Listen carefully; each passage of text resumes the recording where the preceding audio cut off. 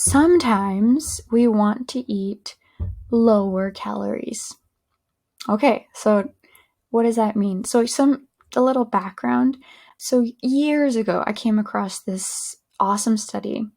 It took two groups of men. One group of men was the control, where basically they ate a calorie deficient number of calories every day. So a calorie deficient number is the amount of calories you need to eat so that you're guaranteed to lose like some weight. So one group was on that the entire length of the program, and I think it was a few months at least.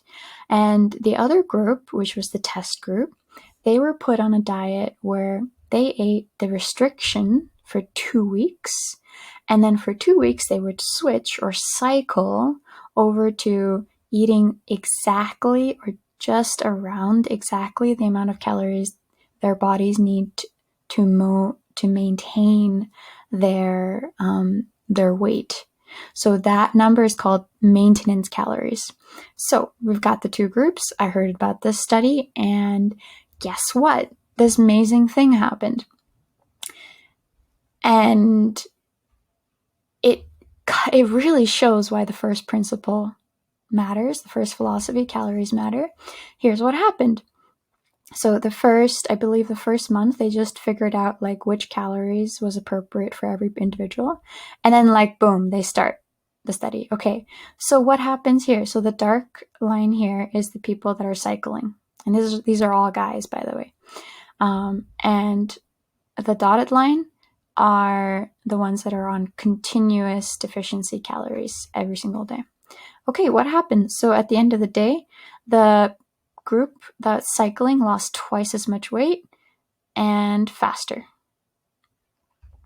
And this is only part of the study here, going up to 3 months, a little bit farther than that.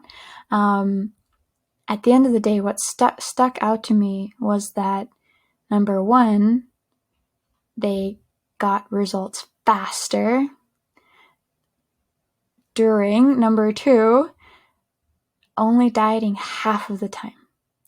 That just really stuck out to me. Who doesn't want more results in half of the time? Like, duh. Okay. So, this is awesome, right? So you lose more weight and you lose it faster and you diet less. Like, who wouldn't want that? Okay.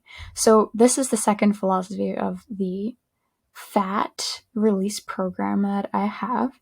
It is that sometimes we want to diet.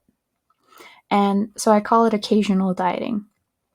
And of course, like what's happening behind the scenes is kind of what I mentioned in the first philosophy. Just because I say calories matter doesn't mean it's the only thing that matters when it comes to sustained weight release. What also matters are your hormones, for example. And when you are continuously dieting, your body is super smart, and it basically becomes as efficient as you need it to be. So if you need 2,000 calories to maintain your weight, and then you start dieting at 1,800 constantly, in about 3 to 6 months or so, depending on the person and whether they're a male or a female, honestly, depending on that, their body will eventually adapt to only needing 1,800 calories a day to do everything it needs to do.